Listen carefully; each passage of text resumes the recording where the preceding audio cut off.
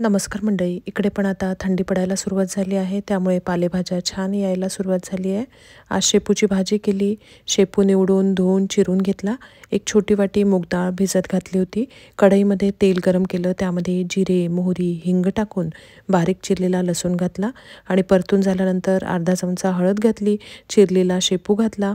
त्यानंतर मुगाची डाळ जी आपण भिजत घातली होती त्यातलं पाणी काढून टाकलं आणि मुगाची डाळ घातली। त्यानंतर त्यामध्ये चवीनुसार तिखट आणि मीठ घातलं। 5 मिनिटं ही भाजी छान परतून घेतली। त्यानंतर ताटावर पाणी ठेवून मंद आचेवर भाजी 10 ते 12 मिनिटं शिजू दिली। मधून एकदा झाकण काढून भाजी पुन्हा एकदा परतली। वाफेवर छान भाजी शिजलेली आहे आणि गरम गरम जेवायला वाढलं। मी वीकेंडला पटेल ब्रदर्स या दुकानामधनं स्वाद या कंपनीचं आंब्याचं लोणचं आणलेलं होतं आणि ते खरंच खूप छान आहे। तुम्ही सुद्धा आणू शकता। धन्यवाद।